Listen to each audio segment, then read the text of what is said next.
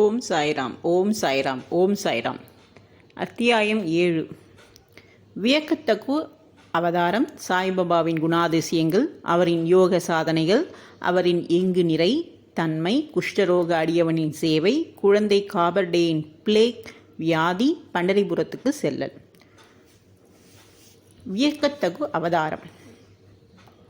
சாய்பாபா எல்லாவித யோக பயிற்சிகளையும் அறிந்திருந்தார்.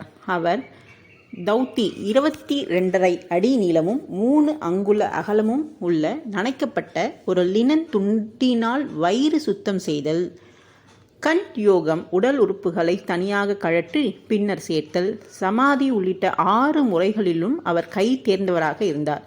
அவரை ஒரு ஹிந்து என்று நீங்கள் கருதுவீர்களானால் அவர் ஒரு யவனரை போன்று தோற்றமளித்தார். நீங்கள் அவரை ஒரு யவனர் என்று கருதுவீர்களானால் அவர் ஒரு சமயாசாரமுள்ள ஹிந்துவாக தோற்றமளித்தார். அவர் ஒரு ஹிந்துவோ முகமதியரோ என்று ஒருவரும் திட்டமாக அறிந்திருக்கவில்லை.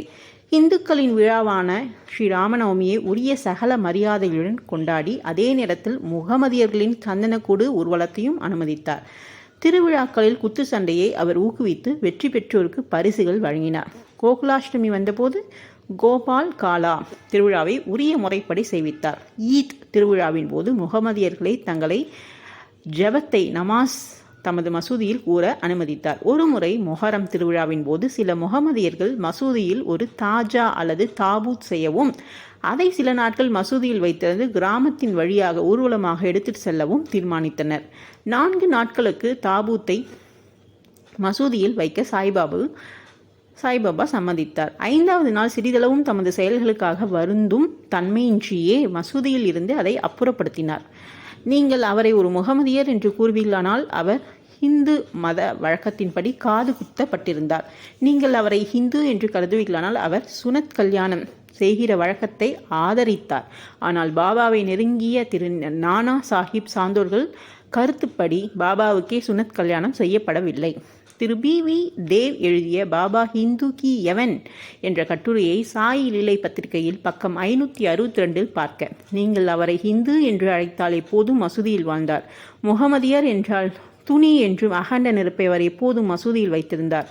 மற்றும் முகமதிய மதத்திற்கு விரோதமான பின்வரும் 3 பழக்கங்களையும் கொண்டிருந்தார். அதாவது திருக்கையில் அரைப்பது, சங்கு ஊதுவது, மணி அடிப்பது, தீயில் ஆகுதி செய்தல், பஜனை, தண்ணீரால் சாய்பாபாவின் பாதத்தை அர்க்கிய வழிபாடு செய்தல் முதலியன எப்பொழுதும் அங்கு அனுமதிக்கப்பட்டன. நீங்கள் அவரை முகமதியர் என்று நினைத்தால் பிராமண சிரேஷ்டர்களும் அக்னிஹோத்ரிகளும் தங்கள் வைதிக சம்பிரதாயத்தை விட்டுவிட்டு அவர் பாதங்களில் சாஷ்டாங்கமாக விழுந்து பணிந்தனர். அவரது தேசம் முதலியவற்றை பற்றி விசாரிக்க போனவர்கள் அவரது தரிசனத்தால் கவரப்பட்டு திகைத்து வாயடைத்து ஊமையானார்கள். எனவே அவர் ஒரு முகமதியரோ இந்துவோ என்பதை ஒருவரும் நிச்சயமாக தீர்க்க இயலாததாய் இருந்தது. அது அதிசயம் அல்ல. அகங்காரத்தையும் உடல் உணர்வையும் ஒழிப்பதன் மூலம் பரமாத்மாவிடம் தன்னை முழுவதுமாக சரணாகதி அடைந்து அவ்வாறாக அவருடன் ஒன்றி விடுபவனுக்கு ஜாதி தேசம் என்னும் கேள்விகள் குறித்து கருத்தில் கொள்வதற்கு ஏதுமில்லை. சாய்பாபாவை போன்ற அத்தகைய ஒருவர் ஜாதிகளுக்குள்ளேயும் ஜந்துக்களுக்குள்ளேயும் எவ்வித வேறுபாடையும் காணவில்லை. பக்கிரிகளுடன் மாமிசமும் மீனும் அவர் உண்டார். நாய்கள் அவர்களின் வாய்களால் அவ்வுணவை தீண்டிய போது அவர் அருவருப்பு காட்டவில்லை. சாய்பாபா அத்தகைய தன்மை தனி சிறப்பு வாய்ந்த வியத்தகு அவதாரமாவார். முன்னர் செய்த நல்வினைகளின் காரணமாகவே தான் அவர் பாதத்தடியில் உட்காருவதற்கும் அவருடைய ஆசீர்வதிக்கப்பட்ட நட்பை மகிழ்ந்து அனுபவிப்பதற்கும் நல்ல அதிர்ஷ்டத்தை பெற்றேன். அதிலிருந்து நான் பெற்ற மகிழ்ச்சியும் ஆனந்தமும் தனக்கு நேர் இல்லாதவை.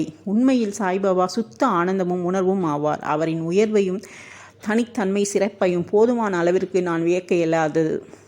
அவரின் பாதாந்திர விந்தங்களில் ஆனந்தத்தை நுகர்பவன் அவருடைய ஆன ஆத்மாவிலே ஸ்தாபிக்கப்படுகிறான். முக்தியில் ஆர்வமுள்ள பல சந்நியாசிகள், சாதகர்கள் மற்றும் எல்லாவித மக்களும் சாய்பாபாவிடம் வந்தனர். எப்போதும் அவர் நடந்தார், பேசினார், அவர்களுடன் சேர்ந்து சிரித்தார். எப்போதும் தம் நாவினால் அல்லா மாலிக், இறைவனே எஜமானன் என மொழிந்தார். அவர் விவாதத்தையோ கலகத்தையோ விரும்பவில்லை. அவர் சில நேரங்களில் கடுமையாக இருப்பினும் எப்போதும் அமைதியாகவும் கட்டுப்பாடுடன் இருந்தார். எப்போதும் முழு வேதாந்தத்தையும் போதித்தார். கடைசி வரை பாபா யார் என்று ஒருவருக்கும் தெரியாது. அரசர்களும் ஏழைகளும் அவர் முன் சமமாக நடத்தப்பட்டனர். அனைவருடைய ஆழ்ந்த இரகசியங்களையும் அவர் அறிவார். அதை அவர் மொழிகளால் வெளியிட்ட போது அனைவரும் வியந்தனர். சர்வ ஞானங்களின் கருவூலம் அவரே. எனினும் அறியாதவர் போல் நடித்தார். புகழை அவர் விரும்பவில்லை. இவைகளே சாய்பாபாவின் குணாதிசயங்கள். அவர் மானிட உருவத்தில் இருப்பினும் அவரின் செய்கைகள் அவரது கடவுள் தன்மை எடுத்து காட்டியது. அனைவரும் அவரை சீரடியில் இருக்கும் பரமாத்மா என்றே நம்பினர். அடுத்தது சாய்பாபாவின் குணாதிசயங்கள். பாபாவின் அற்புதங்களை விளக்க தெரியாத அறிவிலி நான். சீரடியுள்ள ஏற்குறைய எல்லா கோயில்களையும் அவர் பழுது பார்க்க செய்தார். சனி, கணபதி, சங்கரர், சரஸ்வதி, கிராம தேவதை, மாருதி முதலிய எல்லா கோயில்களையும் தாத்யா பாடில் மூலமாக ஒழுங்குபடுத்த செய்தார். அவருடைய தர்மமும் குறிப்பிடும்படியானது. தக்ஷிணை என்ற பெயரில் அவர் வழக்கமாக வாங்கி வந்த பணமும் தாராளமாக பகிர்ந்து அளிக்கப்பட்டது. 20 சிலருக்கும் 15 அல்லது 50 மற்றவர்களுக்கும் தினந்தோறும் அளிக்கப்பட்டது. இது தூய தர்ம பணம் என்றும் இதை உபயோகமாக பயன்படுத்தவும் பாபா விரும்பினார். பாபாவின் தரிசனத்தை பெற்றதால் மக்கள் மிக பெரும் அளவில் பயனடைந்தார்கள். சிலர் ஆரோக்கியமும் நலமும் பெற்றனர். கொடியவர்கள் நல்லவர்களாக திருந்தினார்கள். சில சந்தர்ப்பத்தில் குஷ்டம் குணமாக்கப்பட்டது. பலர் தங்களின் மனோபீஷ்டங்களை பூர்த்தி எய்தினர். குருடர்கள் தமது கண்களின் எவ்வித மருந்தோ சாரோ விடப்படாமல் பார்வையை அடைந்தார்கள். சில முடவர்கள் கால்களை அடைந்தார்கள். அவரின் அசாதாரண பெருந்தன்மைக்கு ஒரு எல்லையை ஒருவராலும் காண இயலாது. அவரது புகழ் நெடுந்தூரம் பரவி எல்லா திசைகளிலிருந்தும் யாத்ரீகள் ஷீரடியை நோக்கி திரண்டனர். பாபா எப்போதும் துனி அருகிலேயே அமர்ந்திருந்தார். அங்கு தம்மை ஆசுவாசப்படுத்தி கொண்டார். எப்போதும் தியானத்தில் அமர்ந்திருந்தார். சில சமயங்களில் குளித்தும் மற்ற நேரங்களில் குளிக்காமலும் இருந்தார். தமது தலையில் ஒரு வெள்ளை தர்ப்பனும் இடுப்பில் சுத்தமான வேஷ்டியும் தமது உடம்பில் ஒரு சட்டையும் அணிவது வழக்கம். ஆரம்பத்தில் இதுவே அவரது உடையாகும். அவர் கிராமத்தில் முதலில் வைத்தியம் செய்தார். நோயாளிகளை கவனித்து மருந்து கொடுத்தார். அவர் எப்போதும் வெற்றி பெற்று ஹக்கீமை வைத்தியரை போன்று புகழடைந்தார். ஒரு வினோதமான விஷயத்தை இங்கு கூறலாம். ஒரு அடியவரது கண்கள் சிவந்தும் வீங்கியும் இருந்தது. ஷீரடியில் ஒரு வைத்தியரும் கிடைக்கவில்லை. மற்ற அடியவர்கள் அவரை பாபாவிடம் அழைத்து சென்றனர். அதை போன்ற வியாதிக்கு மற்ற டாக்டர்கள் களிம்பு, அஞ்சனம், பசும்பால், கற்பூராதி மருந்துகள் முதலியன உபயோகிப்பர். ஆனால் பாபாவின் சிகிச்சையோ முற்றிலும் தனித்தன்மை வாய்ந்தது. சிறிது பீப்பாவை சலவை செய்பவர் குறியிடும் செங்கோட்டை காயின் பசை கைகளால் 2 உருண்டை செய்து நோயாளியின் ஒவ்வொரு கண்களையும் அவ்வுருண்டையை திணித்துவிட்டு துணியால் கண்களை சுற்றி கட்டு போட்டுவிட்டார். மறுநாள் கட்டு அவிழ்க்கப்பட்டு தண்ணீர் தாரையாக ஒழுங்காக விடப்பட்டது. எரிச்சல் மறைந்து கண்மணி வெண்மையாய் சுத்தமாகி விட்டது. கண்கள் நுண்ணிய உறுப்பான போதும் செங்கோட்டை பிப்பா அவற்றுக்கு எந்தவித தீங்கையும் அளிக்கவில்லை. இம்மாதிரி பல வியாதிகளை குறிப்பிடலாம். ஆனால் இந்நிகழ்ச்சியே குறிப்பில் உள்ளது. அடுத்தது பாபாவின் யோக பயிற்சிகள். பாபா யோகத்தில் எல்லா பயிற்சிகளையும் முறைகளையும் அறிவார். அவைகளில் 2 இங்கே குறிப்பிடுவோம். முதலாவது தவ்தி அல்லது சுத்த விருத்தி. வாரத்தில் ஒவ்வொரு 3வது நாளும் பாபா மசூதியிலிருந்து நெடுந்தொலைவில் உள்ள ஆலமரத்துக்கு அருகில் இருக்கும் கிணற்றுக்கு சென்று தமது வாயை கழுவி குளிப்பார். ஒரு சந்தர்ப்பத்தின் போது தமது குடல், கும்பி முதலியவற்றை அவர் வாந்தி எடுத்து அவைகளின் உட்புறத்தையும் வெளிப்புறத்தையும் சுத்தம் செய்து அவற்றை பக்கத்திலுள்ள நாவல் மரத்தில் உலர்வதற்காக வைத்து கவனிக்கப்பட்டது. இதை பார்த்தவர்கள் ஷீரடியில் உள்ளனர். அவர்கள் இவ்வுண்மையை சோதனை செய்து பார்த்துவிட்டனர். 3 அங்குல அகலமும் 22 அடி நீளமும் உள்ள நனைக்கப்பட்ட லினன் துணியால் வத்தி செய்யப்படுகிறது. இது தொண்டைக்குள் விழுங்கப்பட்டு ஏறக்குறைய அரை மணி நேரத்திற்கு வயிற்றுக்குள்ளேயே கிரியைகள் நடத்த வைத்திருக்கப்பட்ட பிறகு வெளியெடுக்கப்படுவதே சாதாரண தவத்தியாகும். ஆனால் பாபாவின் தவத்தியோ மிகவும் தனிச்சிறப்பானதும் அசாதாரணமானதும் ஆகும். 2வது கண்டயோகம். பாபா தமது உடம்பிலிருந்து வெவ்வேறு உறுப்புகளை பீத்தெடுத்து மசூதியில் அவற்றை பல இடங்களில் தனியாக வைத்திருந்தார். ஒரு முறை ஒரு பெருந்தகை மசூதிக்கு சென்று பாபாவின் உடல் உறுப்புகள் தனித்தனியாக மசூதியில் பல இடங்களில் கிடப்பதைக் கண்டார். அவர் மிகவும் பீதியடைந்து முதலில் கிராம அதிகாரியிடம் சென்று பாபா கண்ட துண்டுகளாக வெட்டப்பட்டு கொலை செய்யப்பட்டதை அறிவிக்க எண்ணினார்.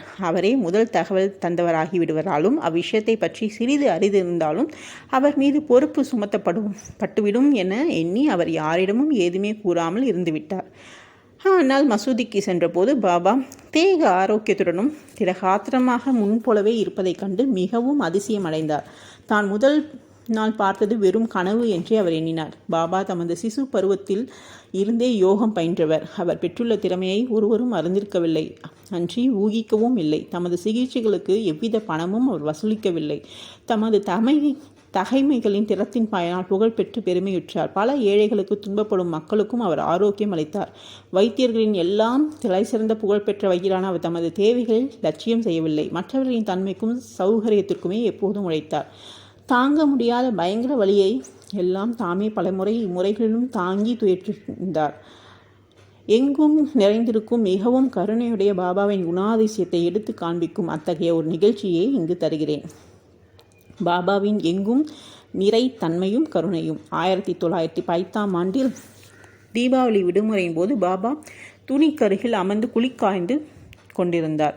பிரகாசமாக எரிந்து கொண்டிருந்த துணியில் விறகை நுழைத்தார். சிறிது நேரத்துக்கு பிறகு விறகுகளை நுழைப்பதற்கு பதில் பாபா தமது கரத்தையே துணி உள்ளே நுழைத்து விட்டார். கரம் உடனே கருகி வெந்துவிட்டது. இது வேலையால் மாதவராவ் தேச்பாண்டேயாலும் உடனே கவனிக்கப்பட்டது. உடனே அவர்கள் பாபாவிடம் ஓடினார்கள். மாதவராவ் தனது கைகளை பாபாவின் இடுப்பில் கொடுத்து சேர்த்து வலிந்து பின்னால் இழுத்து, தேவா, ஒரு எதற்காக இங்கனம் செய்தீர் என்று கேட்டார். பின்னர் பாபா தம் உணர்வுக்கு பதில் அளித்தார். தொலைதூரத்தில் உள்ள ஏதோ ஒரு இடத்தில் ஒரு கொல்லனின் மனைவி உலைக்களத்தில் இருந்த ருத்ரியில் வேலை செய்து கொண்டிருந்தாள். அப்பொழுது அவள் கணவன் அவளை கூப்பிட்டான். அவள் தனது இடுப்பில் குழந்தை இருப்பதை மறந்து அவசரமாக ஓடினாள். அதனால் ஊது உலைக்களத்தில் குழந்தை நழுவி விழுந்து விட்டது. நான் உடனே உலைக்களத்தில் கையை விட்டு குழந்தையை காப்பாற்றினேன். எனது கரங்கள் வெந்து போனதை பற்றி நான் பொருட்படுத்தவில்லை. குழந்தையின் உயிர் காக்கப்பட்டதை எண்ணி நான் மகிழ்வடைகிறேன் என்றார். அடுத்ததாக குஷ்டரோக அடியவனின் சேவை. மாதவராவ் தேச்பாண்டே இருந்து பாபாவின் கரங்கள் வெந்து போனதை கேள்விப்பட்ட திரு நானா சாஹிப் சார்ந்தோர்கள் பம்பாயை சேர்ந்த புகழ்பெற்ற டாக்டரான பரமானந்த் என்பவரை ஆயின்மெண்ட், லிண்ட், துணி, பாண்டேஜ் துணி உட்பட மருத்துவ சாமான்களுடன் அழைத்து வந்து டாக்டர் பரமானந்த கரத்தை பரிசோதிக்கவும் வெந்ததினால் ஏற்பட்ட தீக்காயத்துக்கு சிகிச்சை செய்யவும் பாபாவை வேண்டிக் கொண்டார். ஆனால் பாபாவினால் இது மறுக்கப்பட்டது. அது முதற்கொண்டு பாக்கேஜி சிண்டே என்ற குஷ்டரோகி அடியவரால் பாபாவுக்கு சிகிச்சை செய்யப்பட்டு வந்தது. வெந்து போன இடத்தை நெய் போட்டு நன்றாக தேய்த்துவிட்டு ஒரு இலையை அதன் மீது வைத்து கட்டிவிடுவது அவரது சிகிச்சையாகும். நானா சாஹிப் பலமுறை பாபாவிடம் அந்த கட்டை நீக்கிவிட்டு டாக்டர் பரமானந்த காயத்தை சோதிக்கவும் சிகிச்சை செய்யவும் குணப்படுத்தவும் அது விரைவில் குணப்படும் எண்ணத்துடன் கேட்டுக்கொண்டார். டாக்டர் பரமானந்தம் அதை ஒப்ப பல வேண்டுகோள் செய்தார். அல்லாவே அவரது மருத்துவர் என்று கூறி பாபா மறுத்துவிட்டார்.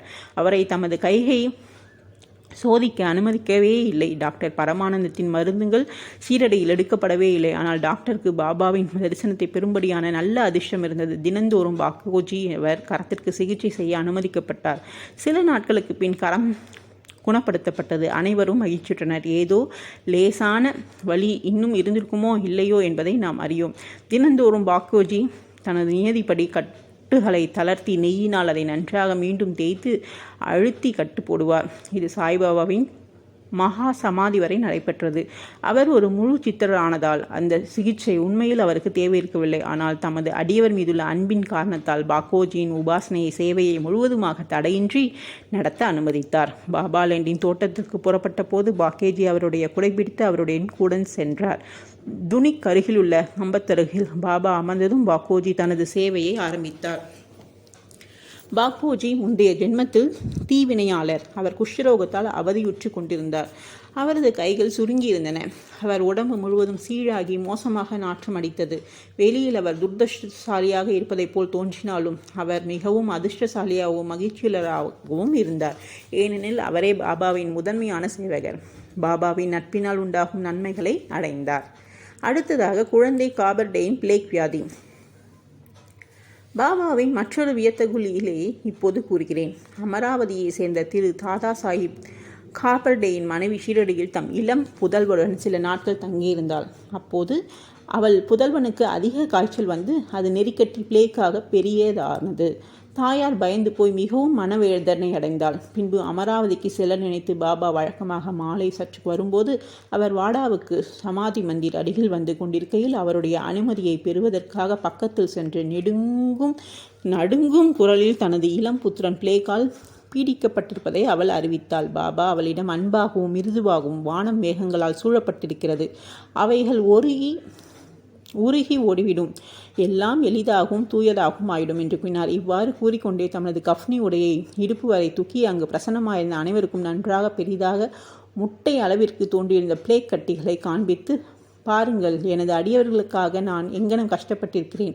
அவர்களது கஷ்டங்கள் எல்லாம் எனதே ஆகும் என்றார். இந்த சிறப்பான அசாதாரண செயலை லீலை மக்கள் கண்ணுற்று ஞானிகள் தங்களின் அடியவர்களின் துன்பங்களை தாங்குகிறார்கள் என்று உறுதியடைந்தனர். ஞானிகளின் உள்ளமும் மெழுகை விட மிருதுவானது. உள்ளும் புறமும் அது வெண்ணெய் போன்று மிருதுவாக இருக்கிறது. எவ்வித லாபம் மற்றும் நோக்கமின்றியே அவர்கள் தங்கள் அடியவர்களை நேசிக்கிறார்கள். அவர்கள் உண்மை உறவினரையும் எண்ணுகின்றனர். அடுத்ததாக பண்டரிபுரத்துக்கு செல்லுதலும் அங்கு தங்குதலும். பாபா எவ்வாறு தம் அடியவர்களை நேசித்தார், அவர்களின் ஆர்வங்களையும் எங்கனம் எதிர்பார்த்து காத்திருந்தார் என்பதை சித்தரிக்கும் ஒரு கதையை கூறிய பின்னர் இவ்வத்தியாயத்தில் முடிக்கிறேன். காந்தேசில் உள்ள நுந்தர்பாரின் மம்தர் பாபாவின் பெரும் அடியவர் ஆவர். அவருக்கு பண்டரிபுரத்துக்கு மாற்றலாகும் உத்தரவு வந்தது. சாய்பாபாவின் அவர் கொண்டுள்ள பக்தி பழுத்தது. ஏனெனில் அவருக்கு பூலோக வைகுண்டம் என்று அழைக்கப்படும் பண்டரிபுரத்துக்கு போய் தங்க உத்தரவு கிடைத்திருந்தது. நானா சாஹிப் அவசரமாக வேலையை ஒப்புக்கொள்ள வேண்டி கட்டாயம் இருந்தால் அவர் அவ்விடத்திற்கு உடனே ஒருவருக்கும் தெரிவிக்காமலும் எழுதாமலும் புறப்பட்டார். அவர் தனது பண்டரிபுரமான ஷீரடிக்கு ஒரு திடீர் விஜயம் செய்ய திரும்பினார். தமது விட்டோபா சாய்பாபாவை பார்த்து வணக்கம் செலுத்தி பின்னர் புறப்பட எண்ணினார். ஒருவரும் நானா சாஹிப் ஷீரடிக்கு போவார் என்று கனவு கூட காணவில்லை. ஆனால் சாய்பாபா அதை அனைத்தையும் அறிவார். எனில் அவர் கண்கள் எங்கும் வியாபித்திருந்தன. ஷீரடியில் சில மைல்கள் உள்ள நிம் காங்வை நானா சாஹிப் அடைந்தபோது ஷீரடியில் மசூதியில் உள்ள ஒரு பரபரப்பு ஏற்பட்டது. பாபா உட்கார்ந்து கொண்டு மஹால் சாபதி, அப்பா சிந்தே, காசிராம் இவர்களுடன் பேசிக் கொண்டிருக்கையில் திடீரென்று பாபா, நாம் நால்வரும் பஜனை செய்வோம், பண்டரிபுரத்தின் கதவுகள் திறந்திருக்கின்றன, நாம் மகிழ்ச்சியாய் பாடுவோம் என்றார். அப்போது கோஷ்டியாக அவர்கள் பாடத் தொடங்கினர். அதன் பல்லவி, நான் பண்டரிபுரத்துக்கு போக வேண்டும், நான் அங்கே தங்க வேண்டும், ஏனெனில் அதுவே எனது பரமாத்மனின் வீடு. பாபா பாடினார். அடியவர்களும் அவரை தொடர்ந்து பாடினார். சிறிது நேரத்தில் நானா சாஹிப் தனது குடும்பத்துடன் வந்து பாபாவின் முன்னால் விழுந்து பணிந்து அவரை தங்களுடன் பண்டரிபுரத்துக்கு வரவும் அங்கு தங்களுடன் தங்கும்படி வேண்டிக் கொண்டார். இவ்வேண்டுகோள் பாபாவுக்கு தேவை இருக்கவில்லை. ஏனெனில் மற்ற அடியவர்கள் நானா சாஹிப்பிடம் பாபா ஏற்கனவே பண்டரிபுரத்துக்கு போவதற்கும் அங்கு தங்குவதற்கும் ஊக்கத்துடனும் இருப்பதாக தெரிவித்தனர். இதை கேட்டு நானா சாஹிப் உணர்ச்சி வசப்பட்டார். அவர் காலடியில் விழுந்தார். பிறகு பாபாவின் அனுமதியும் ஆசீர்வாதங்களையும் பெற்றுக்கொண்டு நானா சாஹிப் பண்டரிபுரத்துக்கு புறப்பட்டார். பாபாவின் கதைகளுக்கு ஒரு முடிவில்லை. ஆனால் இங்கு நிறுத்தி அடுத்த அத்தியாயத்தில் மானிட வாழ்க்கையின் முக்கியத்துவம், பாபாவின் இறந்து வாழும் வாழ்க்கை, பாயாஜா பாயியின் சேவை, மற்ற கதைகளையும் கூறுகின்றேன். ஓம் சாய்ராம். ஓம் சாய்ராம். ஸ்ரீ சாயியை பணிக. அனைவருக்கும் சாந்தி நிலவட்டும். ஓம் சாய்ராம். ஓம் சாய்ராம். ஓம் சாய்ராம். அடுத்த அத்தியாயத்தில் சந்திப்போம். நன்றி.